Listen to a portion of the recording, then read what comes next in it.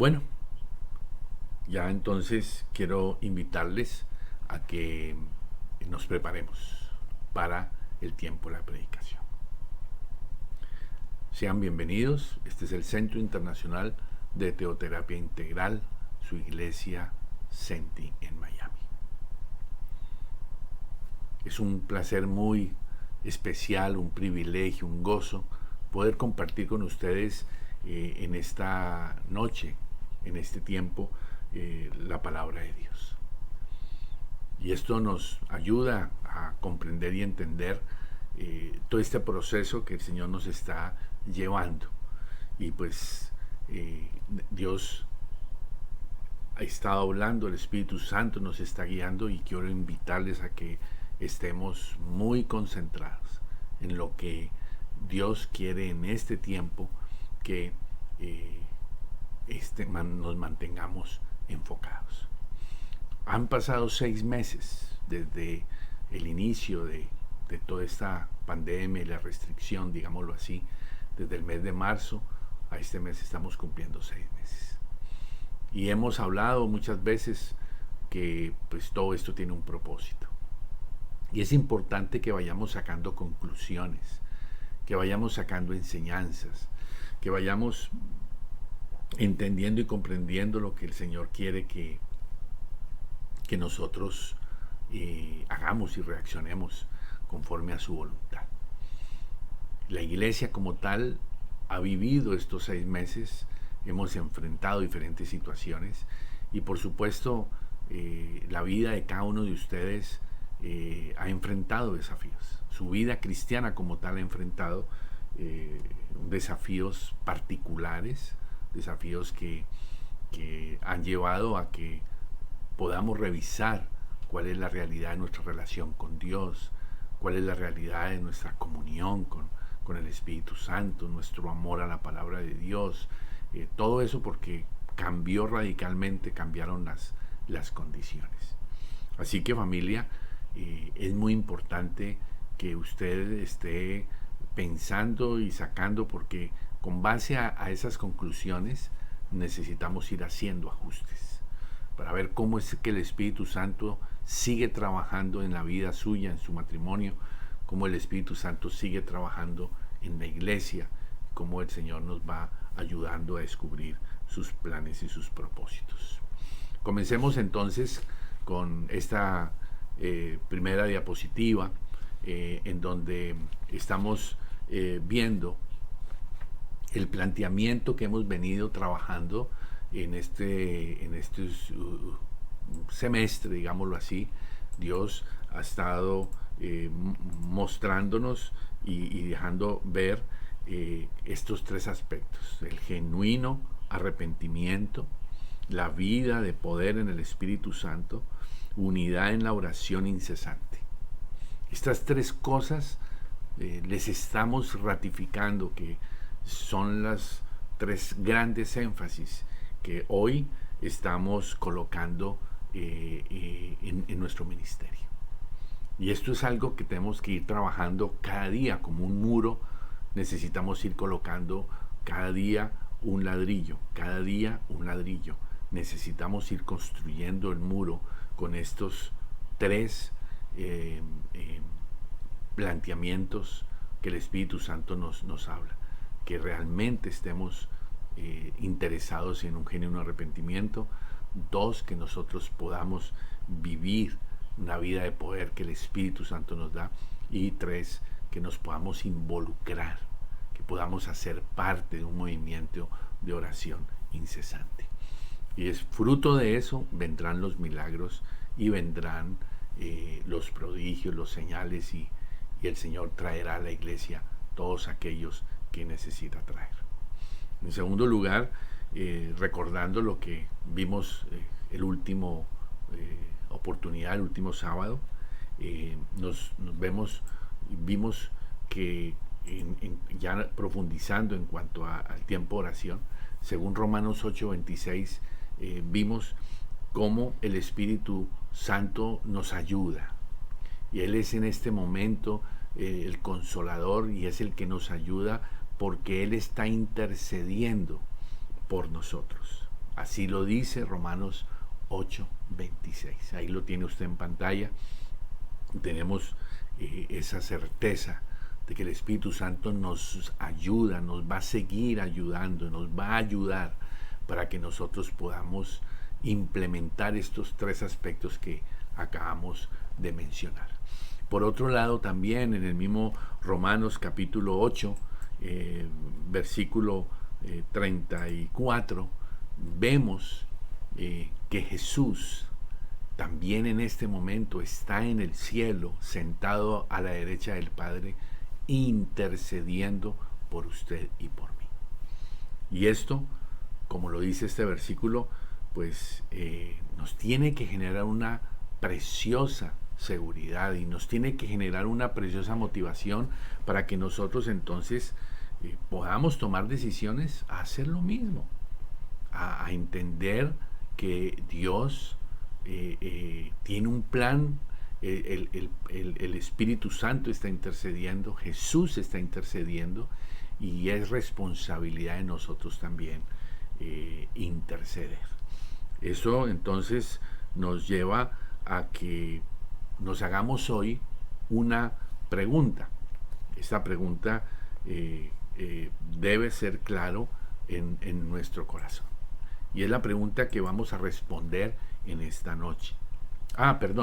Santiago 5:16, discúlpeme, sí, antes de eso, habíamos hablado hace una semana de Santiago 5:16, que respalda la necesidad de que, además de que el Espíritu Santo está intercediendo y Jesús está intercediendo, dice este versículo, confesaos vuestras ofensas unos a otros, dice, y orad unos por otros. O sea que la palabra de Dios también nos está invitando y nos está desafiando a que nosotros también hagamos parte de este desafío de la intercesión, porque dice que la oración del justo puede mucho. Bien, ahora sí viene la pregunta que vamos a responder en esta noche. Recuerden, familia, vamos a ir trabajando cada sábado colocando un pilar fundamental. Ahora hemos empezado y vamos a estar hablando en septiembre sobre por qué orar. Y vamos a estar hablando muchos lindos aspectos, de tal manera que usted y yo podamos ser inspirados por el Espíritu Santo para involucrarnos en esto, ya que es una realidad en la que muchos hijos de Dios no están involucrados, no están asumiendo esta responsabilidad, y pues todos los hijos de Dios y pues los miembros de la iglesia en Miami Centro, en Miami, pues estamos queriendo volver a replantear y a retomar fuerza respecto de la necesidad de la oración incesante. Creo que el caso de Olimpo nos ha motivado a orar de una manera incesante.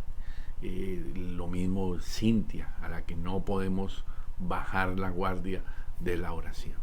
Y Dios nos ha llevado a interceder durante mucho tiempo por ellos, y esto creo que nos está ayudando de manera muy especial. La pregunta es, ¿cuál es la garantía de respuesta a la oración? Y es una pregunta interesante porque nos permite entender y comprender que Dios debe traer a nuestro corazón, y usted y yo debemos tener en nuestro corazón la certeza de que nuestra oración tiene respuesta. ¿Cuál es la garantía de que las oraciones que hagamos tengan respuestas? Y eso es lo que vamos a trabajar hoy. Y vamos a ver 4 puntos que nos dan las garantías, como cuando usted compra algo y entonces en el almacén o en el store le dicen a usted, esta es la garantía. Usted tiene garantía de esto. Y hoy vamos a descubrir por qué usted y yo podemos tener garantía de lo que Dios plantea en su palabra, en sus promesas, sean cumplidas. Para esto quiero invitarles a que vayamos a Mateo capítulo 8, desde el versículo 2 al versículo 13. Y quiero invitarles a que tomando este pasaje lo miremos en la palabra de Dios y veamos algunas cosas bien interesantes que nos muestran cosas muy lindas para aprender. Dice, cuando descendió, estamos hablando de Mateo 8, voy a leer el 1, cuando descendió Jesús del monte, le seguía mucha gente. Versículo 2, ojo, dice, he aquí vino un leproso y se postró ante él, o sea, se postró ante Jesús y le dijo, diciendo, Señor, si quieres, puedes limpiarme. Jesús extendió la mano y lo tocó, diciendo, quiero, sé limpio. Y al instante su lepra desapareció. Entonces Jesús le dijo, mira, no lo digas a nadie, sino ve, muéstrate al sacerdote y presenta tu ofrenda que ordenó Moisés, para testimonio a ellos. Esta fue una primera experiencia que vamos a ver hoy de Jesús con este leproso. Y con este pasaje y otro que vamos a ver a continuación, que es el que continúa del versículo 5 en adelante, respecto del centurión y su siervo, su criado, nos van a dar elementos muy interesantes para reflexionar cómo está ese termómetro de nuestro corazón respecto de la actitud sincera que tenemos frente a la búsqueda del Señor y a la oración. Yo quiero animarle a que deje que el Espíritu Santo le guíe y le enseñe lo que ahora nos quiere el Espíritu Santo comunicar. Digamos, familia, que la lepra era una enfermedad temida, porque la lepra no tenía cura, no había una cura conocida para la lepra en esa época. Y la lepra tenía una connotación espiritual. Se consideraba que todo aquel que tenía lepra, esa persona era maldita, era como tenía un estigma de haber sido hecha maldición. La lepra, la enfermedad de la lepra siempre se asoció con el pecado y la maldición. Así que era una enfermedad que no solo traía las consecuencias emocionales, las consecuencias sociales, como veremos ahora, sino que traía un tipo de consecuencias también espiritual. Todo leproso era expulsado de las ciudades. Los leprosos eran marginados de las ciudades y eran obligados a vivir fuera de las ciudades con los otros leprosos. Necesitaban estar aislados y marginados. Esas dos palabras son claves, aislados y marginados. Y el propósito de eso no era cuidarlos, el propósito era para que murieran y no contaminaran más. O sea que cuando una persona se enviaba a esos lugares de los leprosos, lo único que todo el mundo estaba esperando era que se muriera. Lo mejor que podía pasar era que se muriera. Es como que cada persona que veían como leproso era repudiado en todo sentido, porque esa persona significaba un riesgo grave para las personas. Eso implicaba que, por ejemplo, cuando un leproso se acercaba a algún lugar, él tenía que empezar a gritar, soy leproso, apártense, soy leproso. Y entonces, pues todo el mundo se apartaba. Y entonces era la manera como sabían que había un leproso, y por supuesto estoy hablando en el caso de que pudiera entrar, porque pues eran rechazados y difícilmente podían entrar a las ciudades. Pero aquí la palabra de Dios dice que este leproso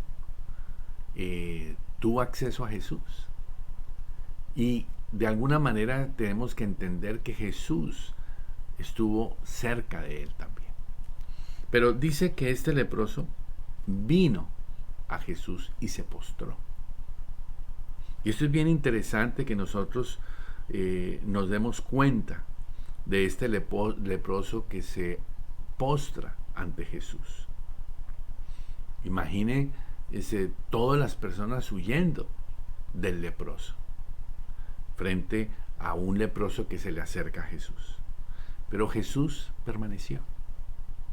No sabemos, ¿no? La palabra de Dios no nos da muchos detalles de cómo fue esa aproximación, pero podemos imaginarnos. No es fácil, no es difícil poder imaginarnos lo que pasó.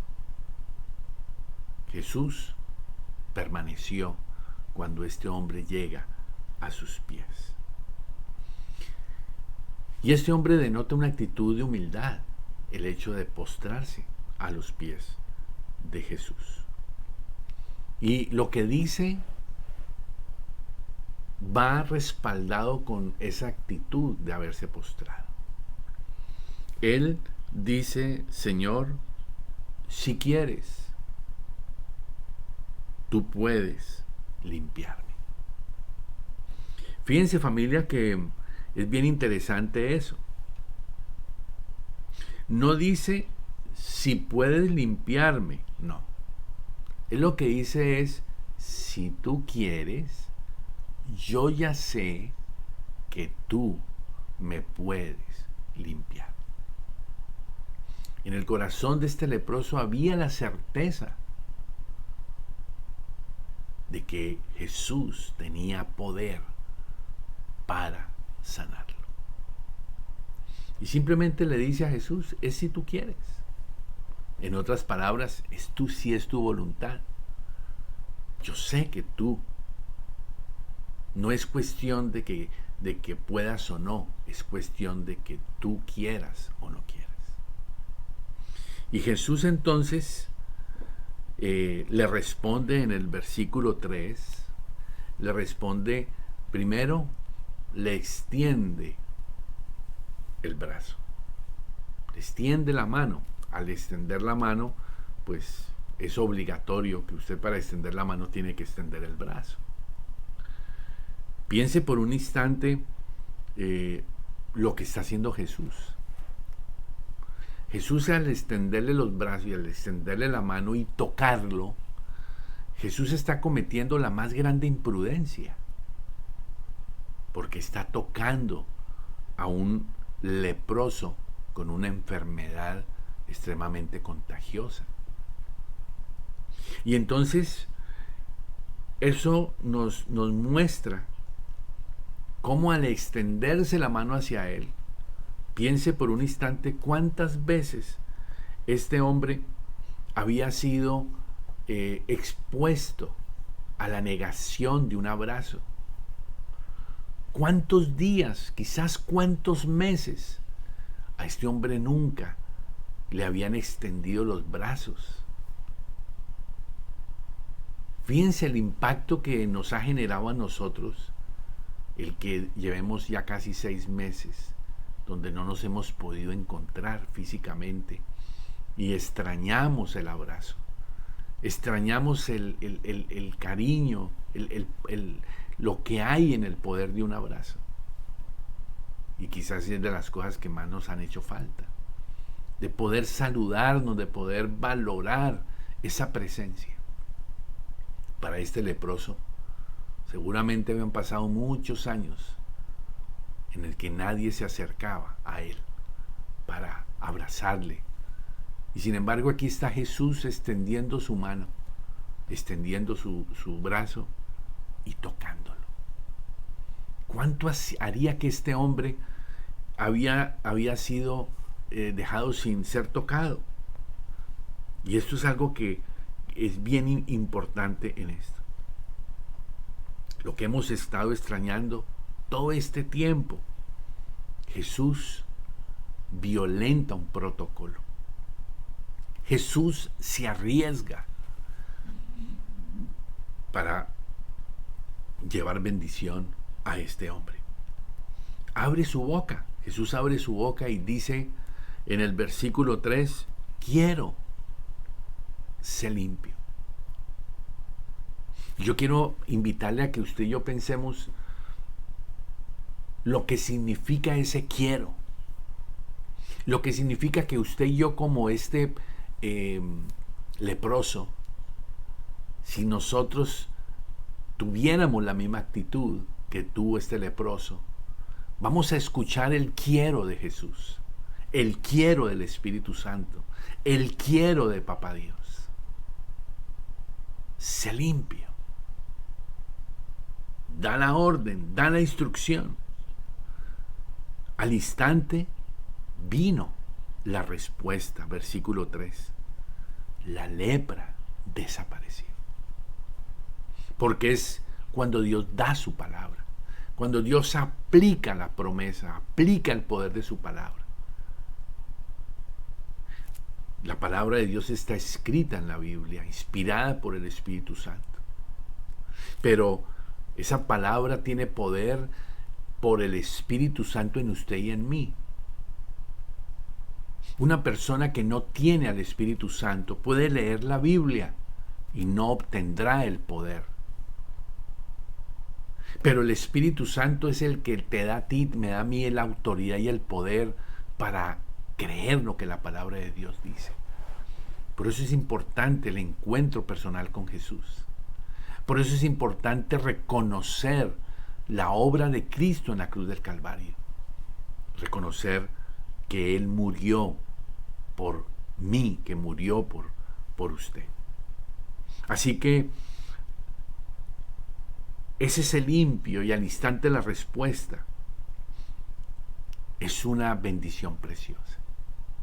Ahora quiero que entienda que el pecado es como la lepra, no tiene cura, excepto la obra de Cristo en la cruz del Calvario. Excepto por la sangre que fue derramada, excepto por su muerte y su expiación preciosa en la cruz del Calvario. El pecado no puede ningún hombre solucionarlo por sí solo. No hay ningún valor en buenas obras. No hay valor en ninguna buena intención. La única manera y la única forma en que nuestro pecado puede ser perdonado es a través de la obra de Cristo. Nosotros necesitamos, como el leproso, reconocer que no podemos sanarnos a nosotros mismos. Jesús dice a este hombre: ve y muéstrate a los sacerdotes y presenta la ofrenda.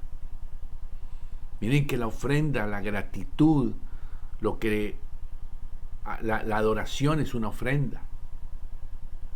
Vivir en santidad es ofrenda. Los diezmos son ofrenda. Ve y preséntate a los sacerdotes y preséntate a Dios y entrega tu ofrenda. Porque hay un corazón agradecido. Ojo con eso. Aquí tenemos esta primera experiencia de este leproso. Tiene mucho que enseñarnos. Ahora pasemos al versículo 5 y veamos el caso de este centurión. Ustedes ahí me están siguiendo en la Biblia. Dice: entre tanto, Jesús en Capernaum vino a él un centurión, rogándole y diciendo: Señor, mi criado está postrado en casa, paralítico y gravemente atormentado. Y aquí, familia, tenemos que ir muy despacio para entender la connotación que hay detrás de todo esto. La palabra de Dios habla de un centurión. Habla de un centurión. Y es importante que usted y yo recordemos que el centurión era un hombre que tenía bajo su cuidado más o menos 100 soldados. Y estos 100 soldados estaban bajo su mando. Era un hombre de poder, Era un hombre de autoridad, era un hombre de estatus, era un hombre que tenía gran influencia en la comunidad de esa época. El centurión era un hombre importante, no porque sus acciones fueran acciones con un carácter de Dios o benévolo, no. Era importante dentro de ese aparato militar de opresión que el Imperio Romano tenía sobre el pueblo de Israel. Y ellos eran claves, los centuriones, para que ese aparato opresor funcionara. Y este centurión era un centurión diferente. Ahora, este centurión era un hombre odiado por la gente, odiado por todos los judíos, porque representaban toda esa represión que tenía el Imperio Romano sobre Israel. Así que fíjense que cuando este hombre se acerca a Jesús, seguramente generó en los corazones de muchas personas como un hombre a la que la gente odiaba se está acercando a Jesús.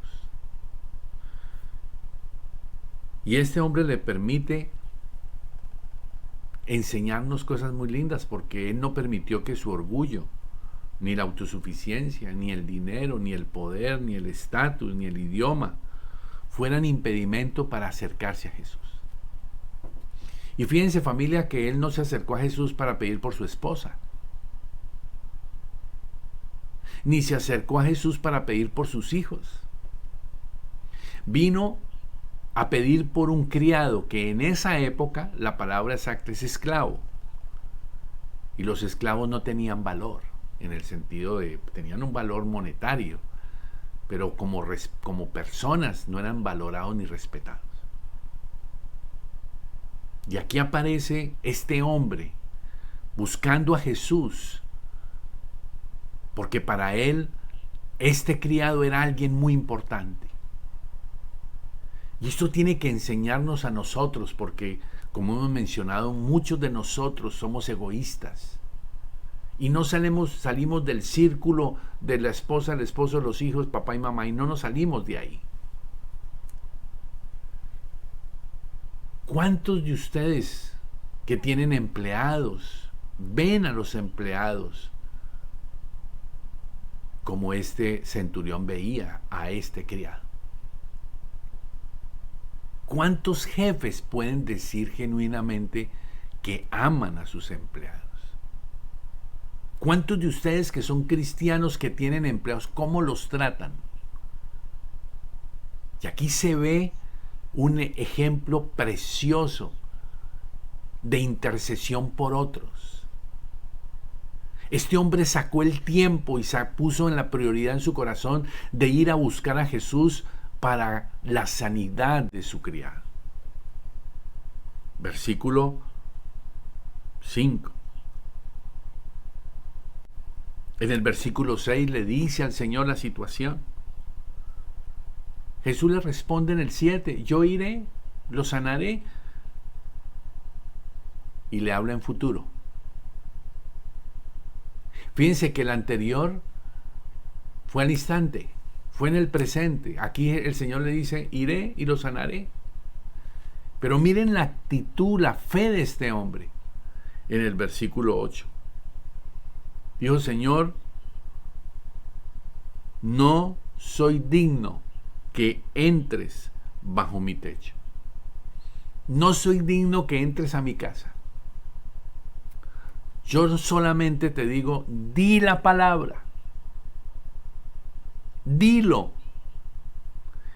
Y mi criado sanará. Este centurión no estaba de afán. Su interés no era, a ver, Señor, por favor, hazlo rapidito que tengo que irme a reuniones. No.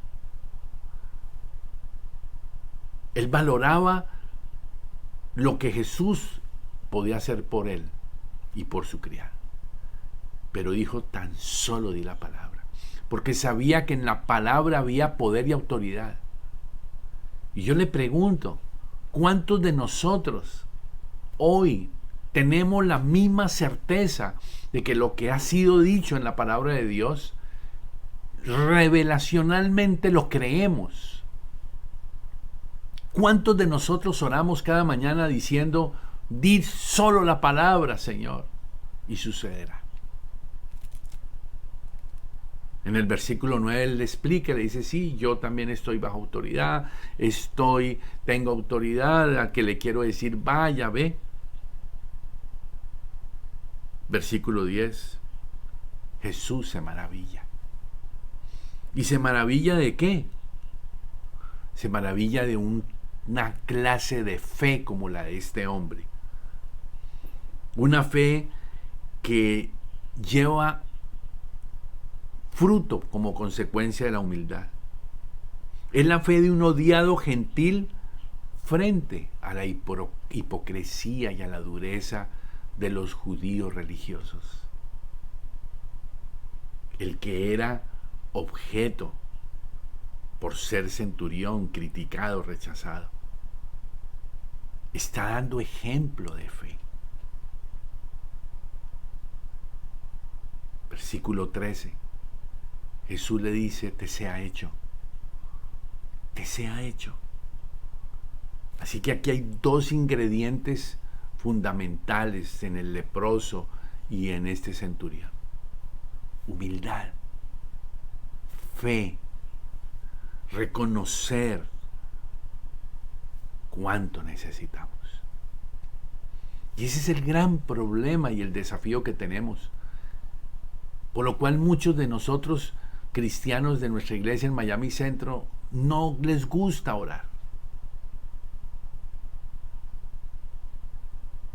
No hay ese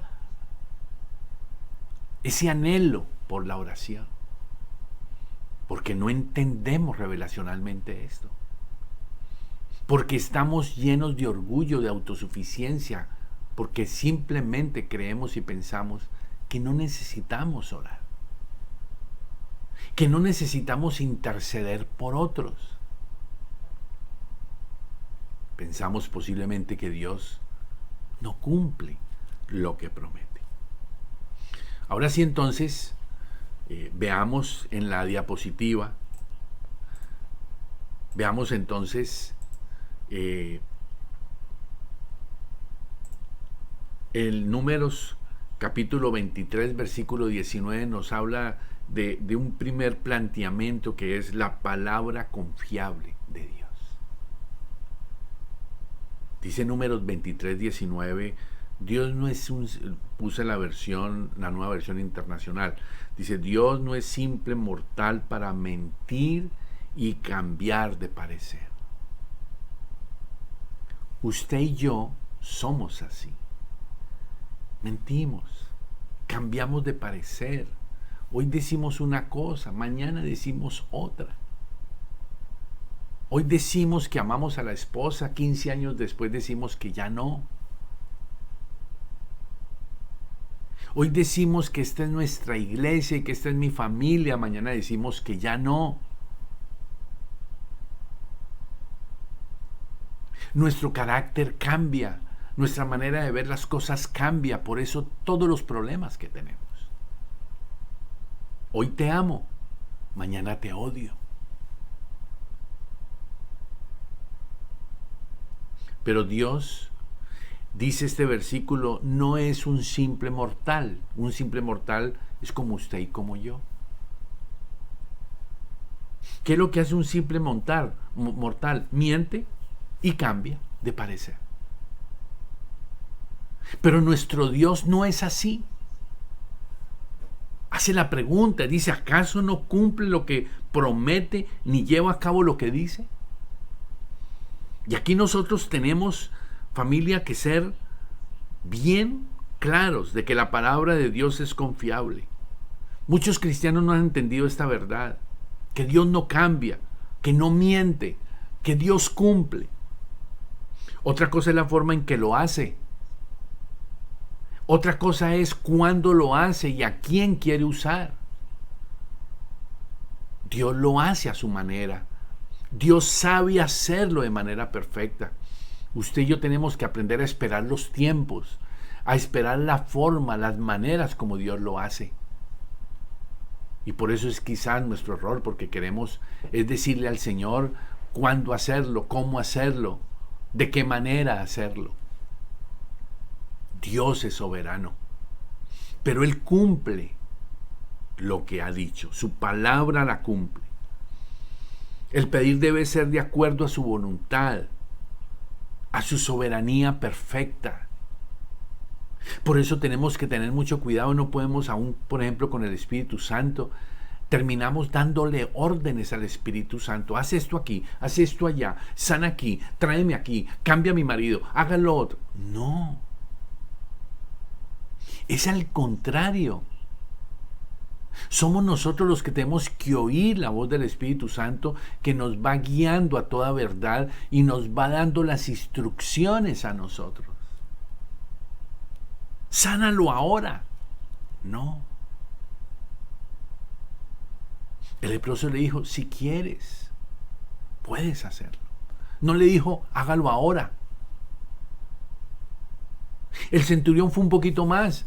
Si tira la palabra ya es suficiente. Pero perfectamente Jesús le dijo, yo iré y lo sanaré. Y él le dijo, tira la palabra. Y dijo, ok, ahí la tiro. Y al instante. Pero no todo es al instante. Dios tiene sus tiempos. Por eso es necesario entender lo que la palabra de Dios dice. Dice, si todo lo que vamos a ver ahora más adelante, si todo lo que pidieres en tu nombre, tiene que estar ajustado a la voluntad de Dios. Tiene que estar ajustado al proceso de Dios.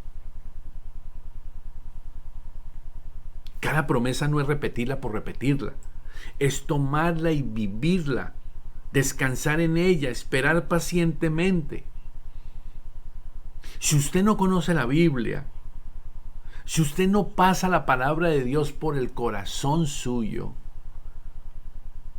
si usted no anhela la palabra de Dios, si usted desconoce la palabra de Dios, usted nunca verá las promesas de Dios cumplirse. Muy difícilmente. Su palabra, la Biblia, esta es su seguridad.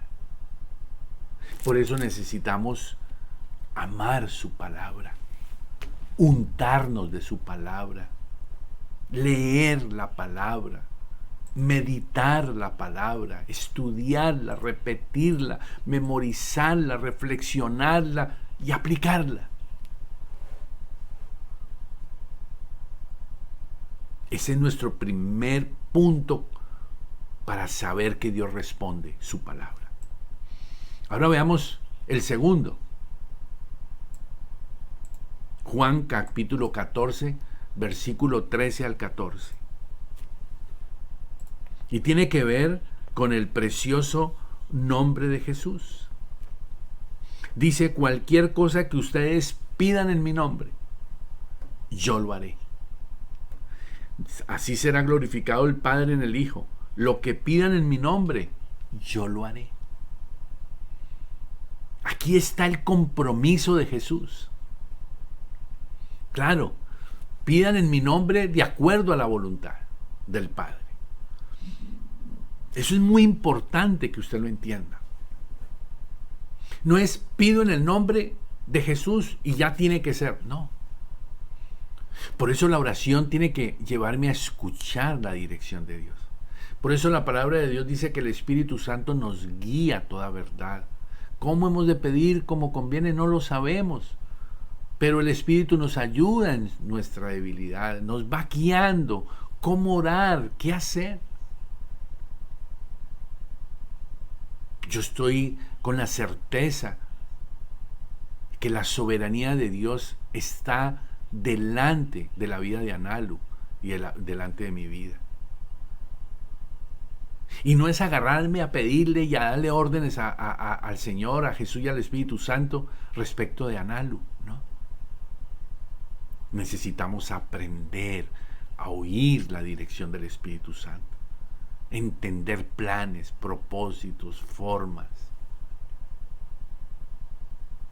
La palabra de Dios dice, pidan en mi nombre.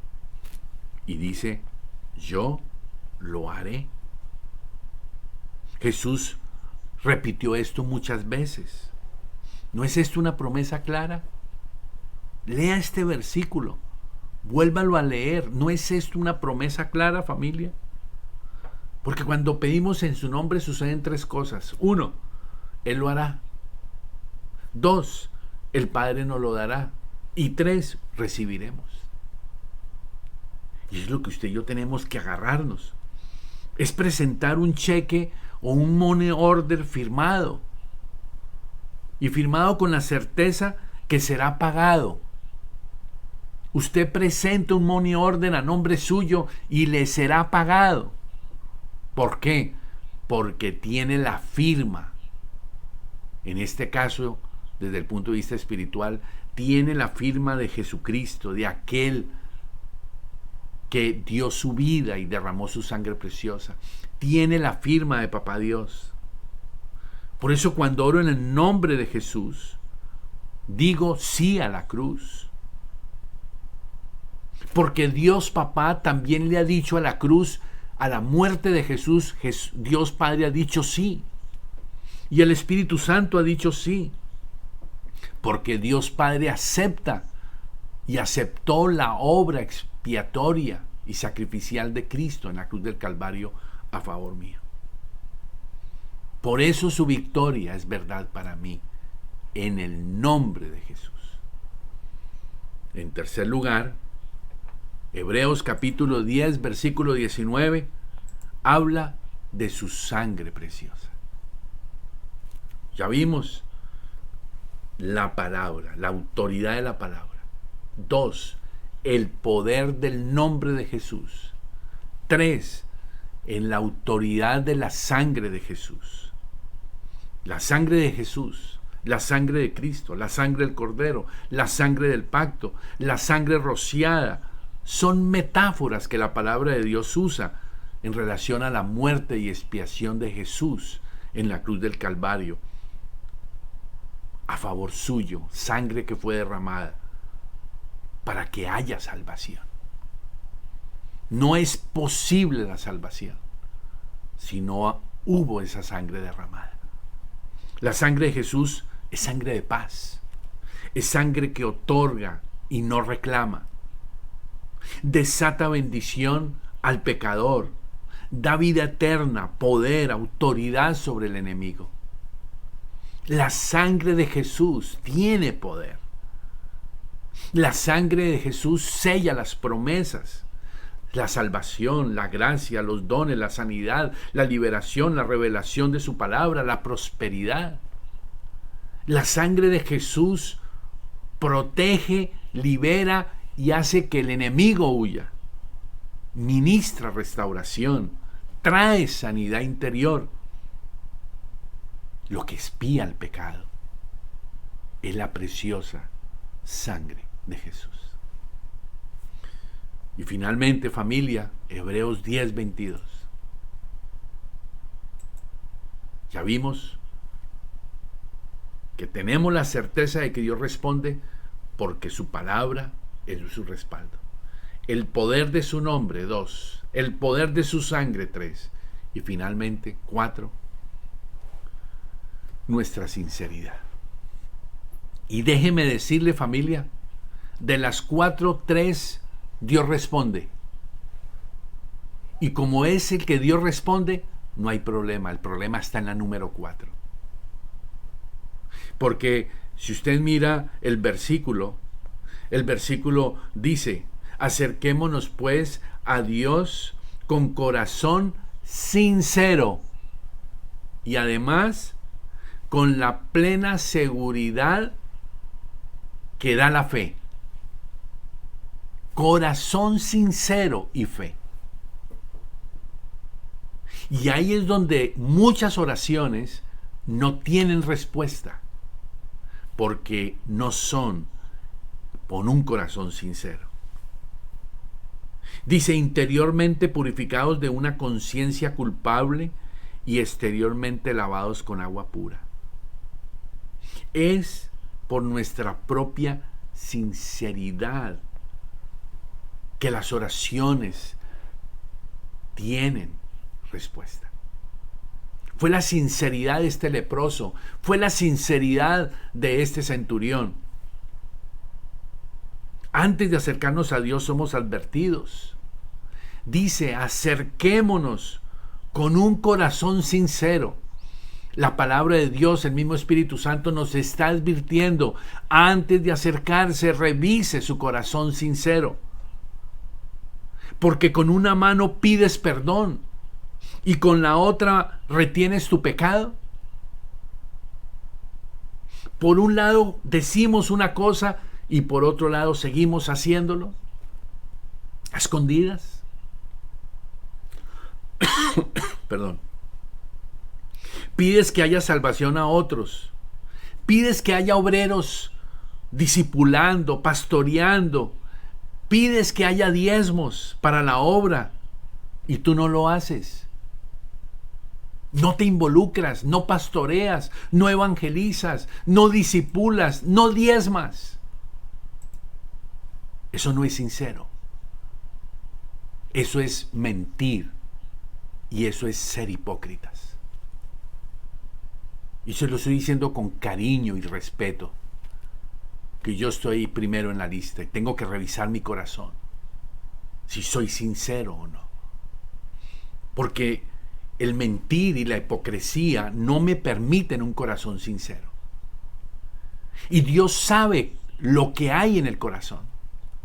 Y mientras no haya, según este versículo, corazón sincero, usted no se puede acercar a Dios con un corazón mentiroso e hipócrita. Hay mentira y engaño en ti cuando tienes una buena impresión de ti mismo, cuando piensas que cumples con todos los requisitos, que eres buen cristiano, que cumples con Dios, crees que eres agradable a Dios, por lo cual crees que no te falta orar, no necesitas ayunar, no necesitas violentarte, no necesitas hacer una capacitación, no necesitas adiestramiento, porque eres un cristiano correcto. Porque estás contento contigo mismo, estás contento con tu cristianismo. Y por eso rápidamente juzgas y criticas a otros. Mi hermano, hijito, con cariño te lo digo, estás mintiendo y eres hipócrita. Revísalo en tu corazón. Si eres muy rápido para mirarte y darte cuenta que estás muy bien, y eres muy rápido para verle la paja a tus hermanos, el tronco en tu ojo es bien difícil que lo veas, pero la paja en el otro, ahí mismo lo ves. ¿Sabes cuándo estás libre de esto? Cuando estás convencido de tu corrupción. Cuando yo estoy convencido de mi corrupción, de mi absoluta capacidad de pecado. Cuando estoy convencido de mi absoluta debilidad. Cuando estoy convencido de mi absoluta necedad. Cuando veo mi pecado. Y cuando me cuesta reconocerlo.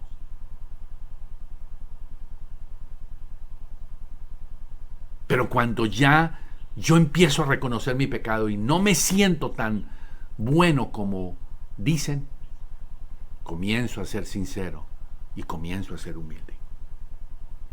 Quien está así necesita de la oración, anhela ayunar, anhela adorar, anhela su palabra, anhela compartir, bendecir.